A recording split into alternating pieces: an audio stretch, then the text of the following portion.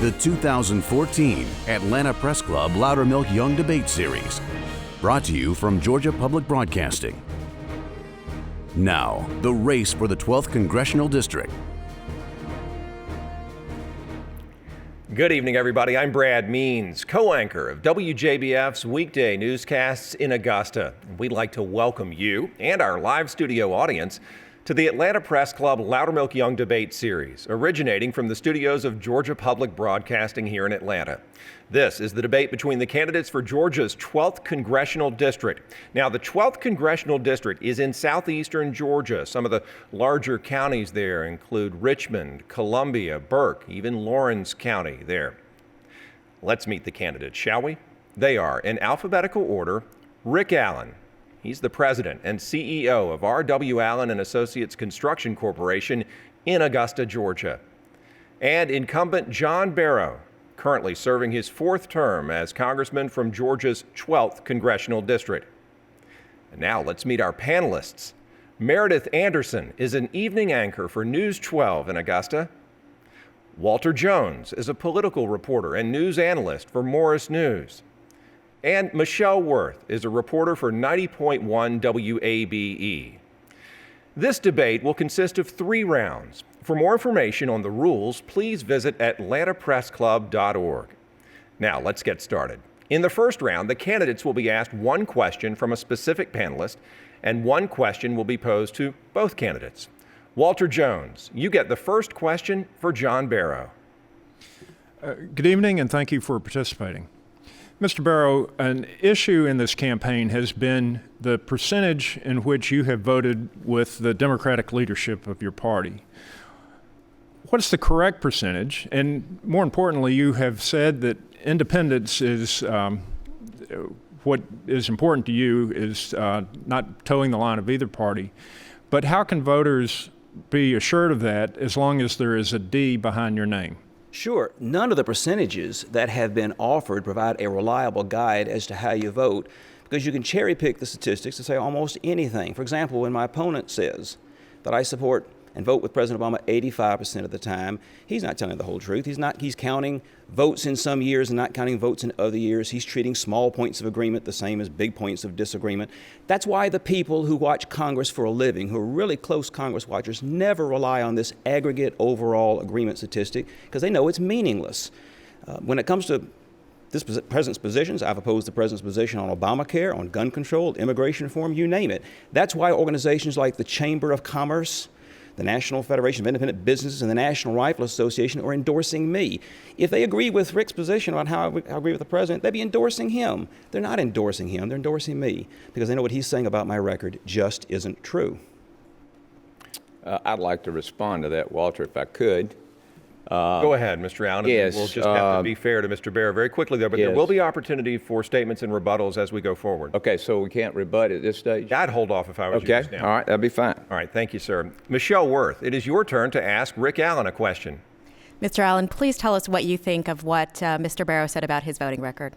What we were referring to and what we put with our ad was a letter that Mr. Barrow wrote 2 years ago, and that cycle. And he told his supporters that he did, in fact, vote with the president 85% of the time. And so I don't understand why you would write a letter telling your constituents that you're going to vote with them, you voted with the president 85% of the time, but then this cycle, you tell something totally different. I can tell you this, I will not be voting for the president.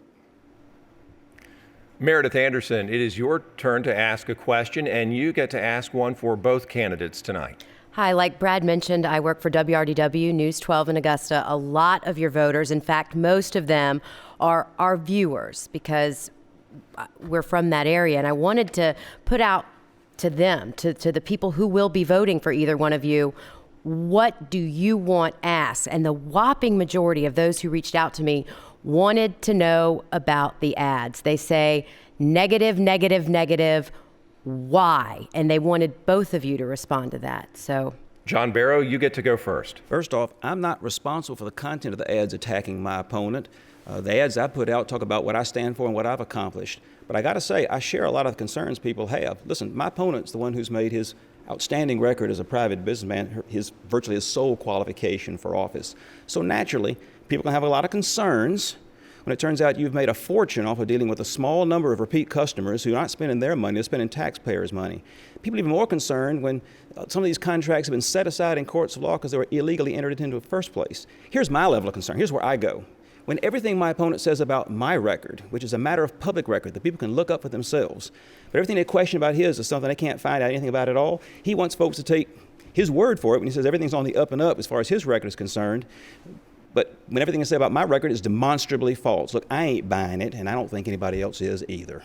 All right, Rick Allen, you get to respond to the question about negative ads. Yes, there's some reason that Barack Obama and the DCCC and Nancy Pelosi are out there raising money and spending almost $7 million trying to trash my business. Now, the biggest issue is not ads. The biggest issue is jobs, the economy, and this deficit. Why in the world, if that's the biggest issue, would you try to take down a small business?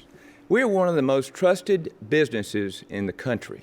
I am very proud of the business. In fact, I'm very, very proud of this fact, is that they haven't been able to find one owner, one employee, or one subcontractor that works with us they can put up on television and talk about how bad we are. And furthermore, the ad he's talking about, we never did that jail project.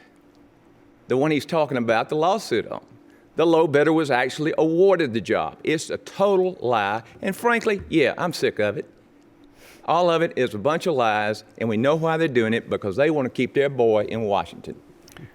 Well, that concludes the first round. The candidates now get to ask one question of each other. Each will have 30 seconds to ask the question, 60 seconds to respond, and 30 seconds for a rebuttal. And Rick Allen, your question for John Barrow will lead this off. Great. Thanks, Brad. Well, John, you're a Harvard-educated attorney, and I got to give you a lot of credit. You talk a good game. You even confuse me a lot. But the bottom line is this. You've been in Congress for a decade. And in that decade, the budget of this country has doubled.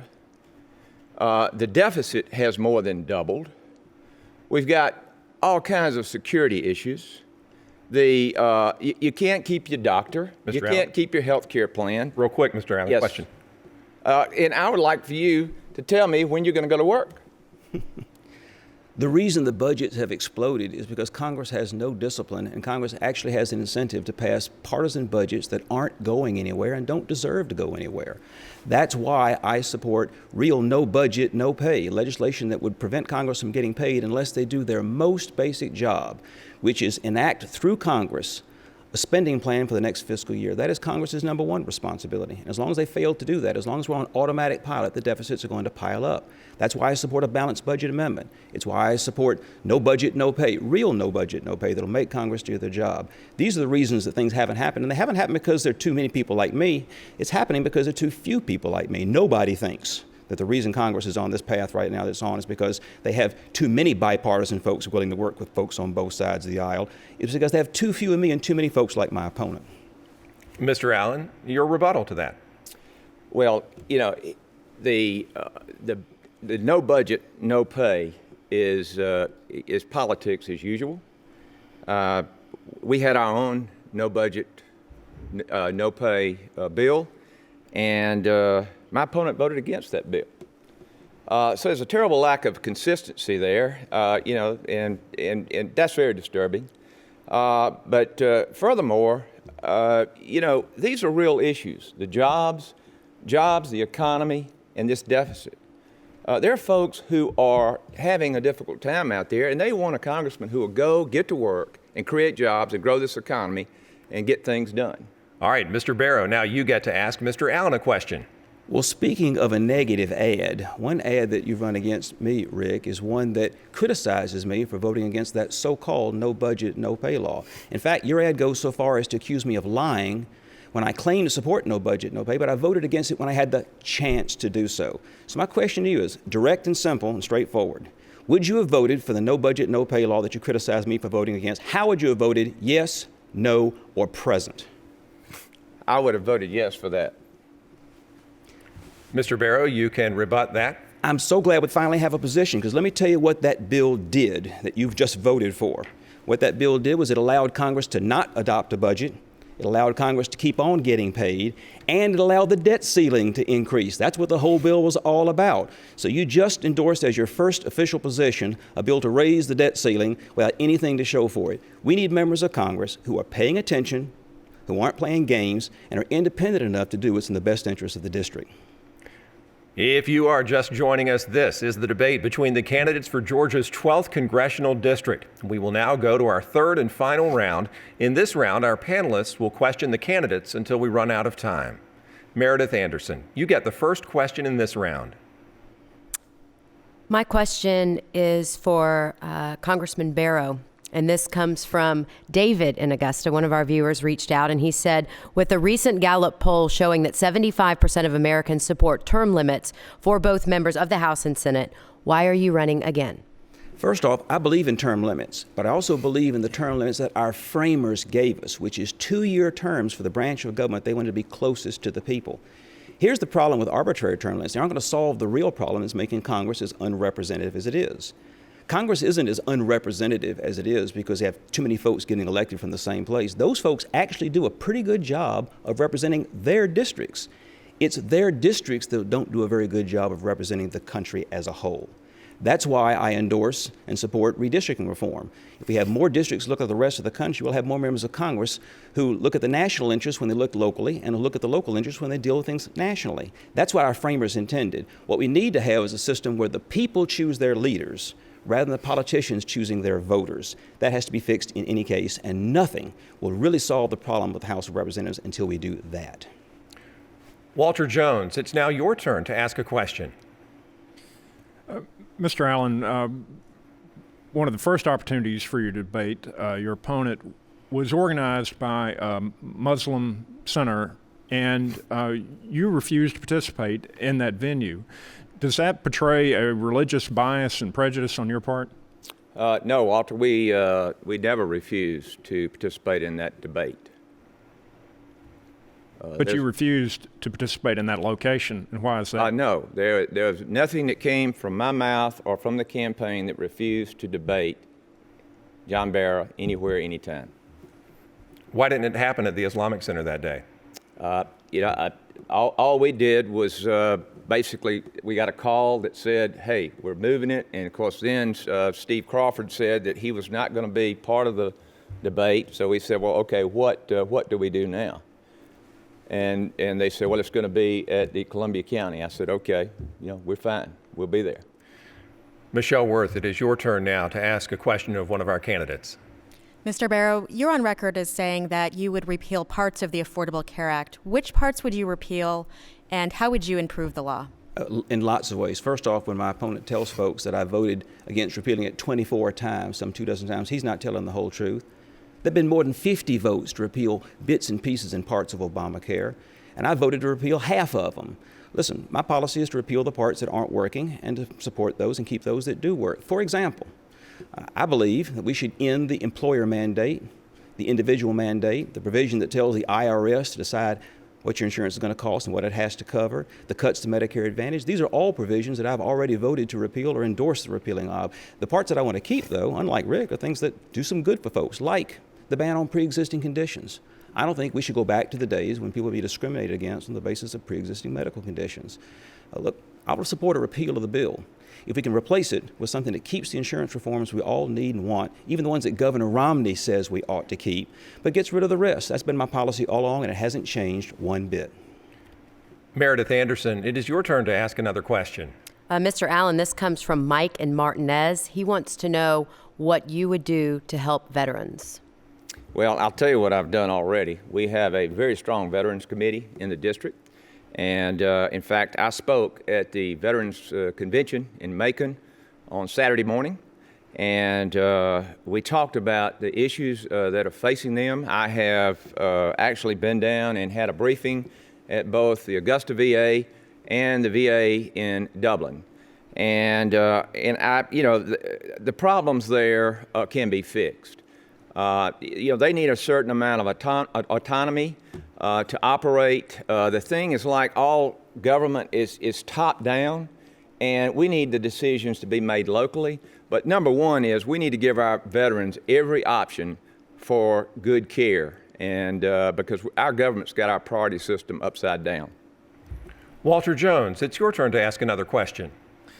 Congressman Barrow, the Democratic Party of Georgia sent out a mailer that essentially said if you don't vote, there is going to be another Ferguson incident in Georgia. A lot of observers have said that was a blatant race card play. What's your feeling about that, and do you agree with that mailer? I absolutely do not. I thoroughly disapprove of it. I'm disgusted by its tone and by its implication. I did not have any opportunity to approve of it beforehand, and I do not condone it afterwards. Listen, I know how to talk to folks in such a way. It's to try and bring people together. Whether it's on issues that some folks think of as divisive, as gun control or immigration reform, I feel like I have the ability to bring folks together. That's what's needed. You can't do that unless you can work in a bipartisan fashion. And that flyer appealed to the worst of us, not the best of us, and that's why I don't approve of it and do not condone it. Michelle Worth, your turn for another question. Mr. Allen, your opponent has said that he can and has worked across party lines. Are you willing to do the same? And if so, what are some issues that you could potentially work with Democrats on? Well, you know, we know what works. We know how to grow the economy. We know what's worked in the past. And, you know, I believe that we need to be idea-driven. And if we're idea-driven, we can solve these problems in the country. And believe it or not, right now, let me tell you what's happening in Washington as far as bipartisanship. There are 372 bills on Harry Reid's desk. That's the problem in the Congress. And these are bills that we've worked on to help the economy, energy bills and so forth, that are stopped at the Senate level. And Reid knows that his own people are going to vote with us on those bills. Harry Reid is a member of the Democratic Party, John Barrow's party. And apparently John Barrow has absolutely no influence over Harry Reid, or we'd get something done up there. Meredith Anderson, your turn to ask another question for us. This is to Congressman Barrow from John in Augusta. He wants to know your position on marriage equality. Well, first off, I believe that marriage is between a man and a woman. I think it's a religious institution first, and I adhere to that position. I've always believed that. At the same time, I agree with Ronald Reagan, who says he doesn't believe in discriminating against anybody. And if the state, for its purposes, is going to borrow or make use of a religious institution for the government's purposes, and they don't fit, I think it's the government's obligation to accommodate itself to the beliefs of the faith community, not the other way around. Now, I know it puts me at odds with a lot of Democrats out there, but I believe it's my job to tell them what I think and not to tell you what they think. Walter Jones, another question from you tonight. Mr. Allen, Yes, sir. you have put about $1 million of your own money into this campaign. And some observers might say, couldn't that money benefit the district more if you'd given it to a food shelter or even your church instead of what looks like sort of an ego trip? Yeah. Well, let me tell you about that, and that's a great question, Walter. Because you know what? I have worked out in the community. In fact, we're solving lots of community problems with United Way, with Christ Community Health Services, with the Heritage School. But you know what I found out, Walter? We cannot solve our problems in the community as fast as Washington is creating them. So, you know, I've always believed you have to go to the root of the problem. And so I focus totally on trying to do something at the Washington level to stop this government from creating the problems that we know how to solve in the local community. Michelle Worth, how about another question from you for our candidates? Mr. Barrow, how would you go about reducing the nation's debt? Where should we cut? First off, we should identify wasteful spending and reduce it, eliminate it, and get our budget in balance. And that's why I support and voted for a balanced budget amendment to the Constitution. I also think that we need tax reform of the kind that's recommended in the Simpson-Bowles Commission. They have pointed out that if we had tax reform where everybody in the same income bracket and everybody in the same business paying the same rates, we could actually lower the rates for everyone. That's one of the recommendations of Simpson-Bowles that I actually support.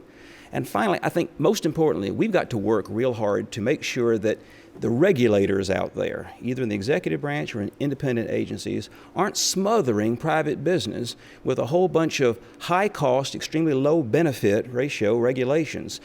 We need to make sure that the job creators out there aren't being smothered by regulations that prevent them from growing or hiring. Now time for another question from Meredith Anderson. My question is for Mr. Allen, and this comes from Andrea in Martinez. She wants to know what your views are on gun control, concealed carry. Right. Well, I believe in the Second Amendment. I think our forefathers got that right. I'm a lifetime member of the NRA, and I believe in concealed carry. We as citizens must protect ourselves, and it is a dangerous world. And I will work to continue to uphold the Second Amendment.